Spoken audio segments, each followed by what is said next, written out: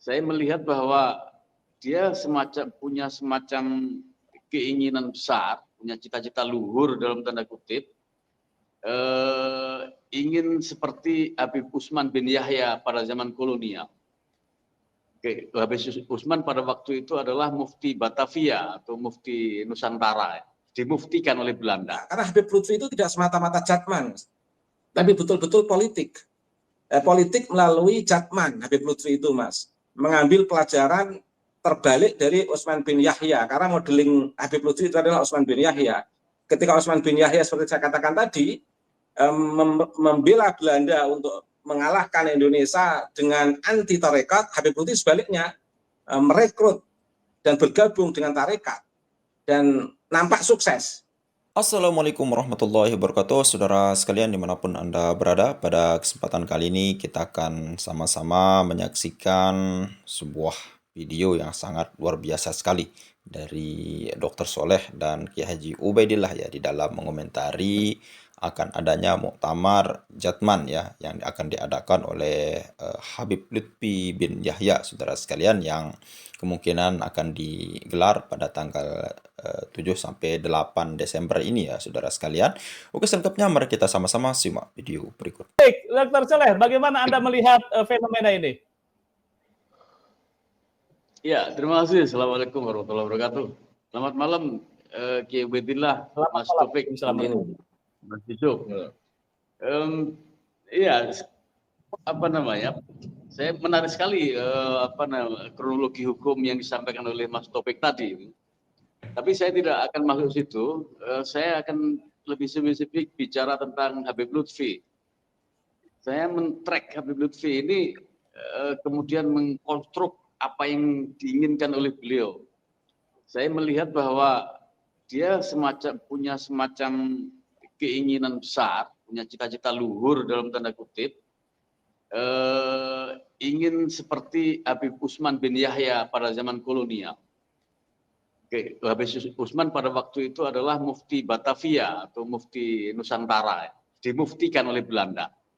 Nah, kalau saya melihat dari cara Habib Lutfi mempertahankan jatman, kengototan beliau, kemudian ditarik ke belakang misalnya sejak muktamar NU tahun 2010 di Makassar, dan juga terakhir muktamar 2022 di Lampung kemarin, itu Habib Lutfi sangat serius membentuk tim, menyiapkan logistik untuk duduk sebagai Rois Am.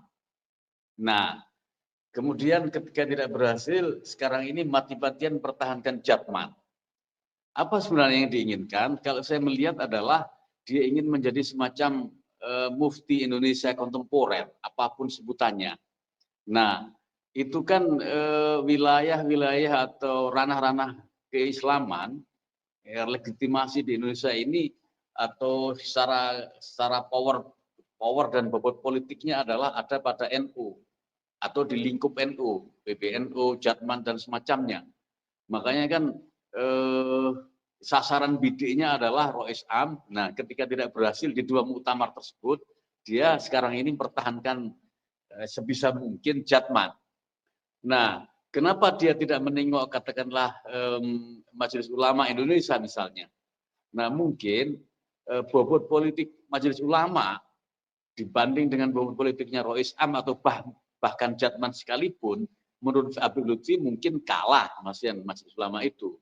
Kalah dalam konteks bahwa untuk menjadi Majelis Ulama atau Ketua Umum MUI Indonesia itu setidaknya kan punya spesifikasi keilmuan tertentu yang dia kuasai.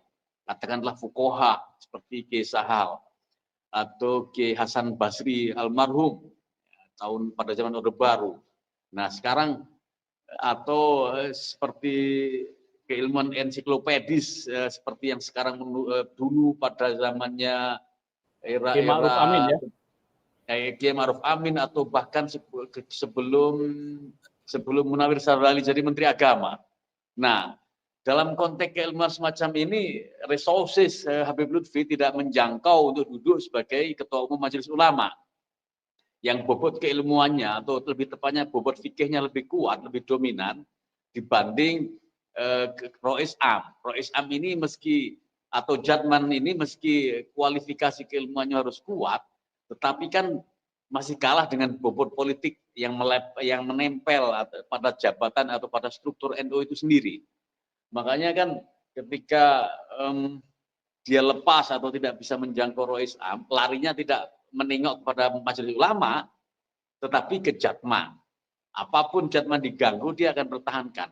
Padahal kan kalau kita bikin paralelitas, Habib Utsman bin Yahya pada zaman kolonial yang menjadi mufti Betawi, idealnya dalam konteks sekarang mufti Betawi atau mufti pada zaman kolonial itu adalah ketua umum MUI. Nah, kenapa Habib Lutfi tidak menengok ke situ? Ini kan persoalan sebenarnya. Nah, itu dari satu sisi. Sisi lain, dengan cara apa kira-kira Habib Lutfi mempertahankan Jatman itu dalam genggamannya?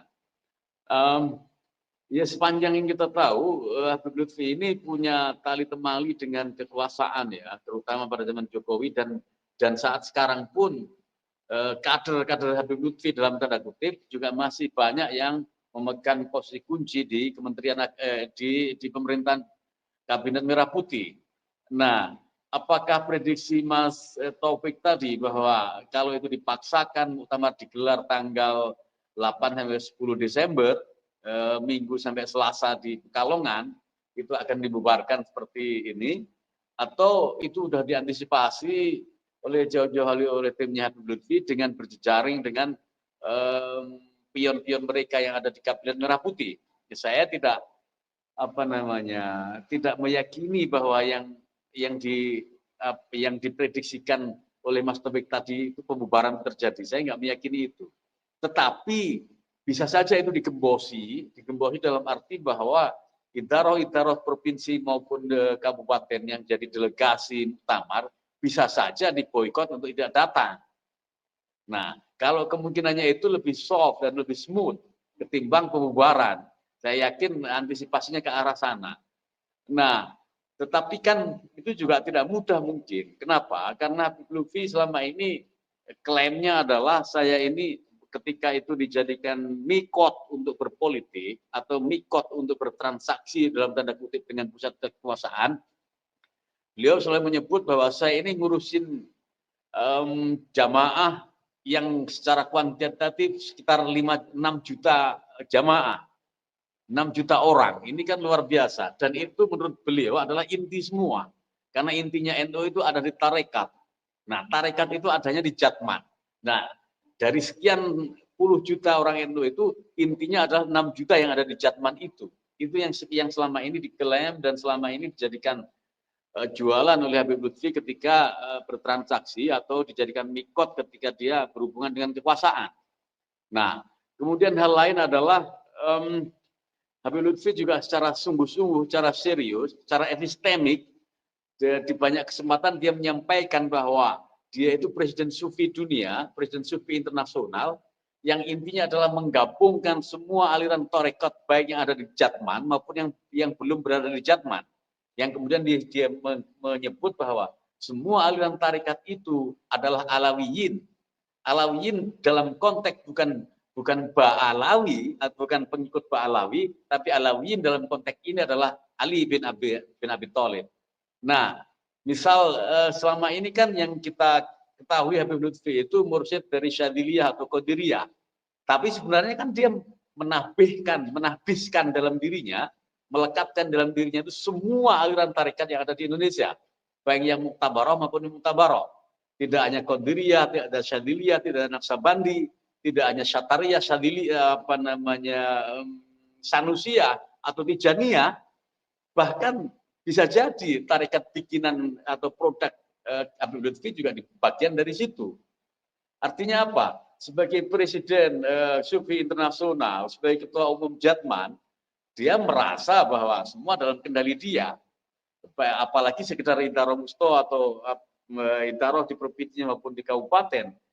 Mursyid atau asosiasi mursyid saja berada dalam genggaman beliau.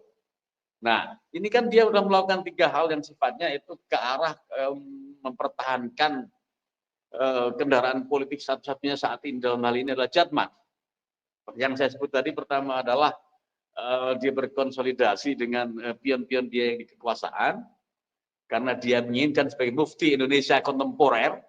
Kemudian yang kedua adalah dia menggabungkan semua aliran tarekat yang ada di Indonesia dalam bentuk tarekat Alawiyin. Alawiyin dalam konteks ini adalah Ali bin Abi Thalib. Kemudian yang ketiga, dia selalu menyebut bahwa ini adalah inti dari warga NU, 6 juta pengikut penganut tarekat. Mungkin itu dulu Mas Yusuf. Oke, kita pernah podcast bahwa jika muktamar Jatman itu digelar sebelum Prabowo dilantik, maka ini akan dimenangkan oleh kubu PBNU. Tetapi pasca muktamar dilakukan setelah Prabowo dilantik atau presiden dilantik, ini bisa kemungkinan Habib Lutfi yang memenangkan pertempuran. Ini bagaimana Anda melihat analisa ini? Iya, itu konspiratif ya, cara berpikirnya itu atau perspektif konspiratif ya. Ya saya mendasarkan pada ukuran-ukuran kepanitiaan.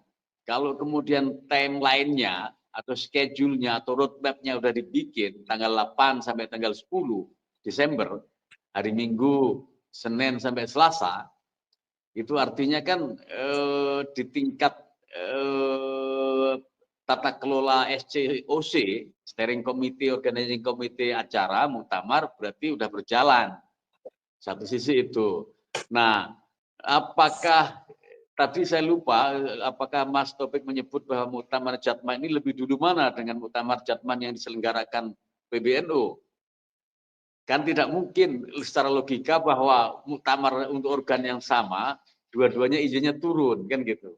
Nah, kalau kemudian turunnya itu izin ke Habib Lutfi, otomatis 70% pengakuan negara itu sudah diberikan kepada Habib Lutfi, terlepas dari dinamika kronologi expired kepengurusan seperti yang disebut oleh Mas Taufik tadi. Tapi kan faktanya seperti itu. Nah, kenapa bisa seperti itu? Biasanya kan negara dalam hal ini adalah pemberi izin, itu ya memahami pernik-pernik kelompok-kelompok seperti ini kan tentu berbeda kualitasnya dengan penganut atau pengikut organ tersebut, anggota organ tersebut. Jadi kalau secara administrasi negara sudah memenuhi untuk dikeluarkan izin, ya dikeluarkan begitu saja. Bahwa kemudian ada gugatan dalam tanda kutip atau ada pendapat lain seperti ini disampaikan oleh Mas Taufik tadi, nah ini kita lihat apakah ada second opinion itu disampaikan kepada pihak yang berizin. Nah ini kita tunggu. Ini kan waktunya juga masih lumayan panjang, 3 mingguan. Nah dari situ saya meyakini kalau saat ini izin sudah turun ke Habib Lutfi, minimal bahwa timeline dan lain-lain itu sudah disiapkan begitu rupa, dari secara politik anginnya adalah berhembus ke Habib Lutfi. Jadi teori Mas Yusuf tadi betul, kalau penyelenggaranya itu dilakukan ketika masa Jokowi, itu karena yang menang. Nah ini kan setelah Prabowo dilantik, kemungkinannya kan bisa saja Habib Lutfi yang menang. Gitu. Mungkin itu. Iya. Oke, iya. Ya, kalau dari tim schedule-nya adalah 8 sampai 10 Desember. Itu sudah resmi edaran itu. Sementara dari pihak PBNU saya baru mendapat bocoran bahwa Katib Am setelah merilis atau mempublish ketika pertemuan tempo hari, yaitu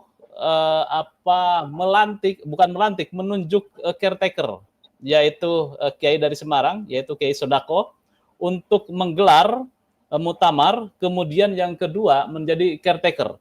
Artinya belum muncul apakah muktamar Jatman versus PBNU itu muncul tanggal berapa dan dilaksanakan sebelum Habib Lutfi atau tidak. Ini menjadi pertanyaan besar karena belum muncul tanggal yang disepakati. Baik, saya langsung ke satu lagi, implikasinya menurut Anda ini bagaimana nih? Kalau ada 2 muktamar ini, Dr. Soleh? Iya, saya ingin lanjutin tadi bahwa ketika PBNU, Katib Am, Kiai Asrori melempar ke Kiai Sodaqoh PWNU Jawa Tengah, itu artinya PBNU buang badan. Kenapa tidak diambil alih sendiri? Ini kan lawannya Habib Lutfi kan gitu. Ketika dia melempar, itu artinya melepas PBNU ini. Nothing tulus, tidak ngotot seperti yang disampaikan oleh Mas Taufik tadi. Nah, itu kan perintah organisasi, perintah KNU ini kan beda dengan perintah kenegaraan ya, yang diikuti dengan logistik, amunisi, tim teknis dan macam-macam. Perintah itu hanya di atas kertas saja. Nah, Kiai Sodaqoh itu bukan tipe kiai aktivis ya, yang energinya itu 24 jam bisa mengkonsolidasi kekuatan. Itu tidak, ya kiai umumnya yang ya kerjanya secara manual, secara enjoy. Tidak bisa dia dengan task force, tugas khusus seperti ini nggak bisa. Jadi itu udah jelas PBNU melepas ini barang, udah memberikan dalam tanda kutip kepada Habib Lutfi. Kalau versi saya seperti itu. Oke, jadi Anda melihatnya seperti itu. Ini justru membuang badan dengan adanya caretaker, kemudian menunjuk segera muktamar. Implikasinya menurut Anda ini akan ada 2 muktamar atau bagaimana nih? Atau begitu saja ngikut ke muktamar Habib Lutfi? Tidak mungkin lah ketika menunjuk Kiai Sodaqoh kemudian menyisipkan peserta untuk datang di Pekalongan, itu tidak mungkin karena isunya adalah ada dualisme muktamar, satu. Yang kedua, dualisme itu juga nggak mungkin terjadi. Izin ketika udah didapatkan yang pertama, nah itu izin pertama itu yang akan terlaksana. Ini cepet-cepetan saja. Jadi atau PBNU sebenarnya kalah langkah. Momentum ini sudah diambil oleh Habib Lutfi. Habib Lutfi sebagai pemegang kendali. Jadi dia yang, nah PBNU dan lain-lain itu mengikuti irama gendangnya Habib Lutfi saja. Oke, baik, terima kasih. Oke, Kiai Badillah, bagaimana Anda melihat Suara saya dengar, Mas. polemik ini ya? Suara saya dengar. Oke, ada suara sekarang. Oke, ya. Ya, oke, bisa. Ya, oke. Ya, oke. Udah. Lanjut.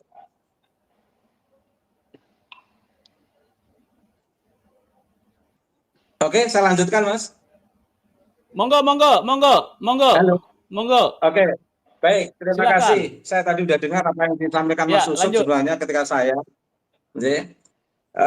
Menarik. Tadi saya ingin mengawali dari apa yang disampaikan oleh Mas Soleh terkait dengan Osman bin Yahya.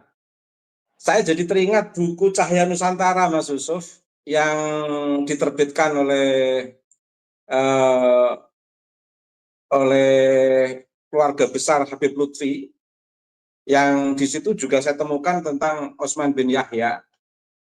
Kalau saya membaca teori Bandura tentang modeling, itu betul-betul Habib Lutfi itu mengambil sosok model atau modeling atau uswah atau inspirator atau percontohan dari sosok Osman bin Yahya.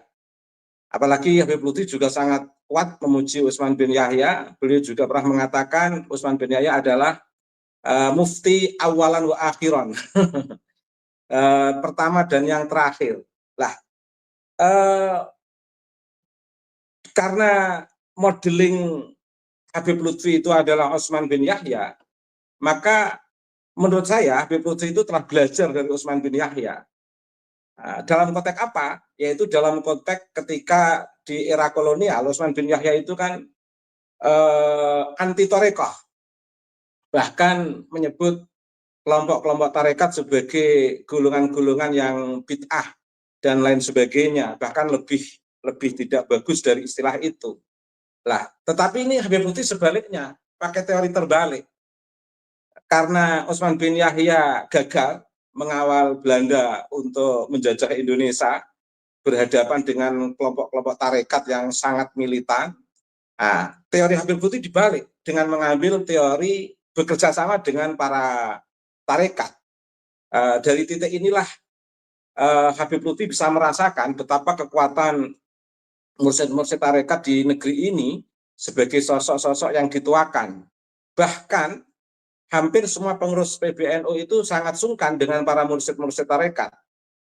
Makanya awal mau mengadakan acara di Surabaya, itu salah satu hal yang agak berat dari PBNU karena merasa di balik Habib Lutfi ada banyak mursyid-mursyid tarekoh. Meskipun kemudian ada banyak masukan-masukan bahwa ada banyak mursyid tarekoh yang juga sudah tidak apresiasi terhadap Habib Lutfi dan merasakan betul kejanggalan-kejanggalan yang luar biasa yang dipimpin oleh Habib Lutfi di tarekoh Jatman ini itu, Mas. Dan di sini pada titik keberhasilan Habib Lutfi, tapi dalam tanda kutip, karena ternyata ada isu-isu yang mengiringi, termasuk podcast Mas Yusuf ini kan juga salah satu penyiaran, istilah saya itu, yang grusoni atau menggugupi atau membuka hasanah PBNU untuk betul-betul tidak memandang fenomena Jatman yang dipimpin oleh Habib Lutfi itu sesuatu yang biasa-biasa saja, tidak. Tapi sesuatu yang luar biasa, karena memang sudah dirasakan oleh banyak pengurus di tarekat tingkat wusta dan cabang yang lain, Mas. Dalam perspektif sosiohistoris, Habib Lutfi tahu persis bahwa Jatman ini itu bisa menjadi bargaining power dan bargaining relation. Tentu ketika sudah di lingkungan warga Nahdien, di tengah gedung PBNU, begitu bisa memegang Jatman, itu sudah sangat luar biasa. Bahkan istilahnya pun dengan istilah yang sama, sebagai menggunakan sama-sama Rois Am, katakan begitu, Mas. Tapi dalam konteks kultural, ketua Mursyid Tarekoh itu kewibawaannya sangat kuat, bahkan sebanding dengan Rois Am. Tentu pasca Mbah Hasim pada era pasca Gus Dur, Mas. Pasca Gus Dur itu pengaruhnya sangat kuat. Karena itu Habib Lutfi mencoba ingin ikut mengambil peran di Rois Suriah, tapi mungkin fenomena alam ya tidak pernah berhasil. Saya tidak membayangkan kalau Habib Lutfi berhasil di Rois Am Nahdlatul Ulama, tapi mungkin karena itu sudah kehendak Allah. Tapi yang jelas, begitu Habib Lutfi memegang Jatman, itu sekaligus bisa mengikat PBNU, mengikat Mursyid Tarekoh, dan mengikat jamaah. Dan ini semua untuk bargaining power Habib Lutfi.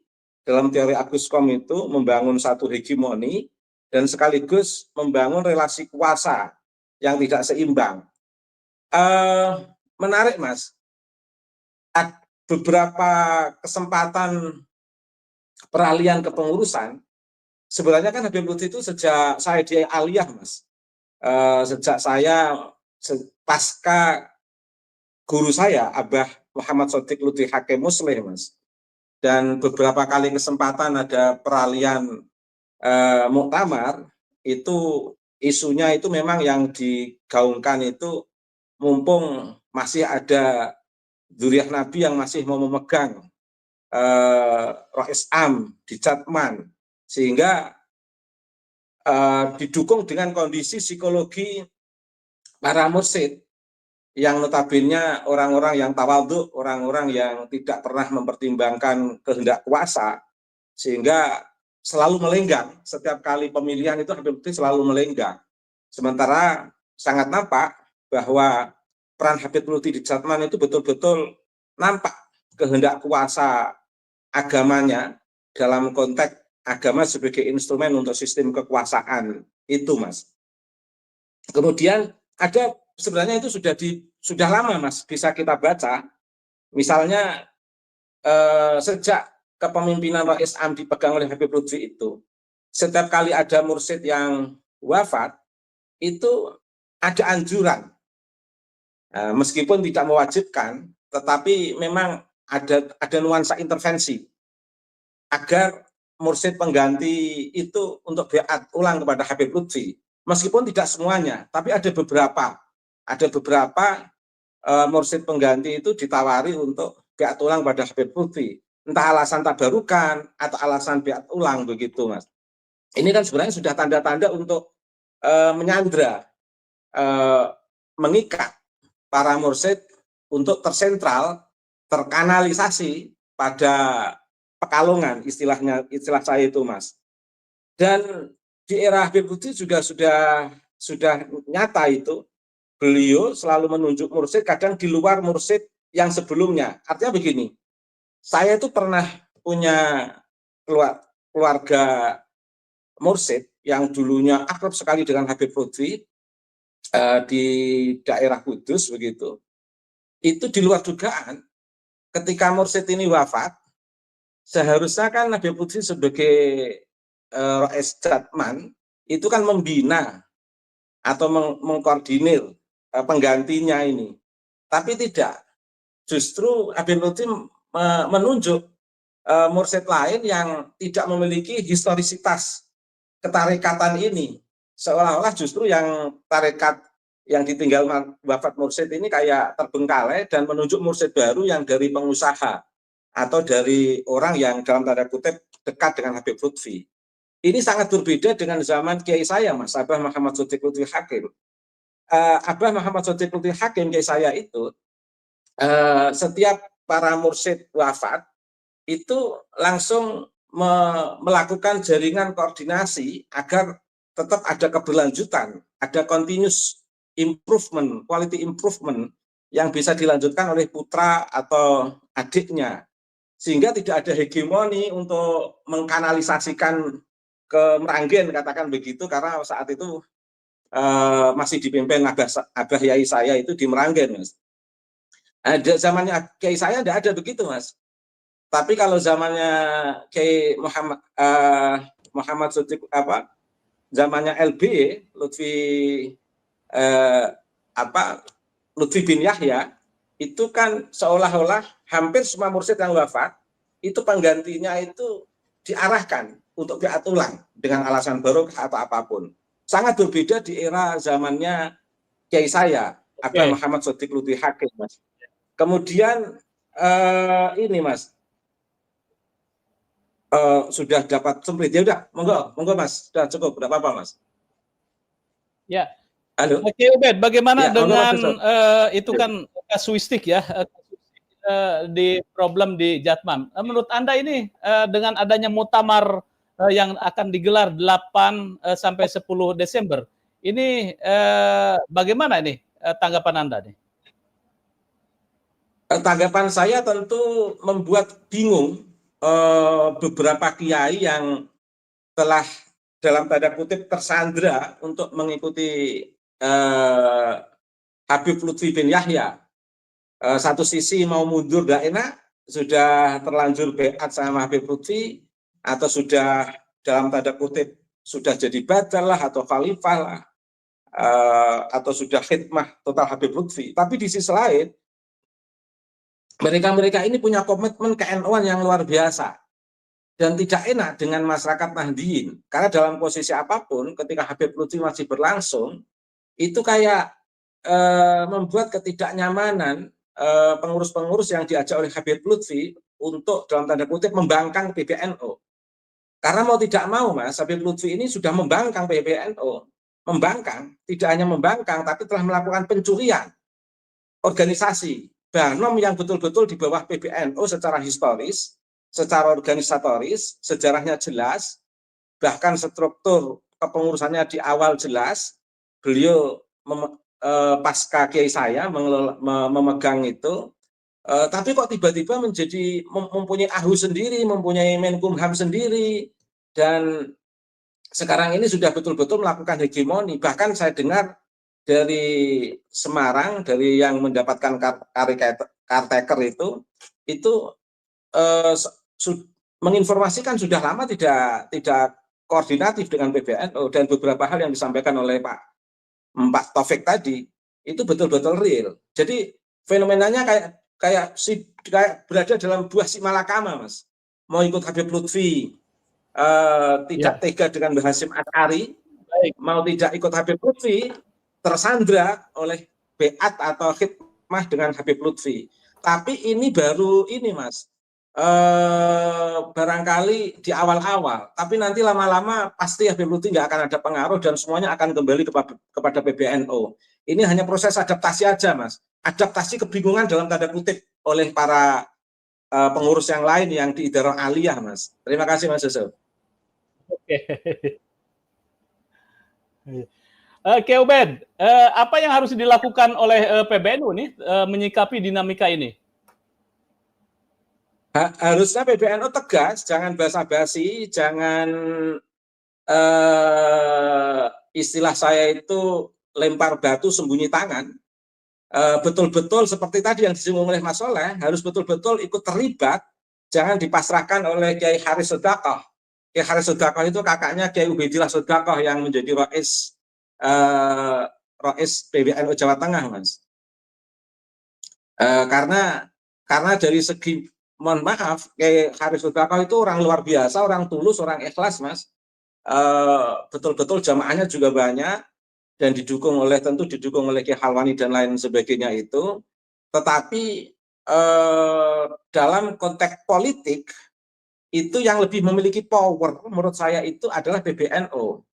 Karena menghadapi Habib Lutfi itu tidak hanya menghadapi persoalan torekoh, Mas, persoalan jatman, tapi betul-betul persoalan politik. Karena Habib Lutfi itu sudah sangat politis. Di mata saya, torekoh bagi Habib Lutfi itu sangat politis. Instrumen politik kehendak kuasanya Habib Lutfi, bukan instrumen untuk membangun jamaah. Pernah ada candaan di Jawa Tengah, Mas, ketika mau ada pemilihan SAM PBNU di beberapa ulama besar, kebetulan saya ada di situ, saya nggak perlu menyebut nama ulamanya, itu sampai menyebut kalau Habib Lutfi jadi Rois Am, nanti PBNU bukan jadi jam'iyah, malah jadi jamaah. Mau membuat jam'iyah belum bisa utuh secara sempurna, masih banyak hal yang perlu diperbaiki, kok tiba-tiba Rois Amnya Habib Lutfi, wah bisa menjadi jamaah semua nanti. Karena jatman selama ini yang saya lihat kan bukan jam'iyah jatman, Mas, tapi jamaah Habib Lutfi. Sehingga mereka yang berada di struktur jatman itu adalah orang-orang yang berada dalam sistem jamaah. Jadi sistemnya itu sistem jamaah semua, Mas. Apa kata Habib Lutfi? Nggak ada sistem pada umumnya organisasi. Apalagi ketika kita lacak secara kesejarahan, sudah sangat tidak komunikatif secara organisatoris dengan PBNU. Maka PBNU harus bergerak, karena Habib Lutfi itu tidak semata-mata jatman, tapi betul-betul politik. Politik melalui jatman Habib Lutfi itu, Mas. Mengambil pelajaran terbalik dari Utsman bin Yahya, karena modeling Habib Lutfi itu adalah Utsman bin Yahya.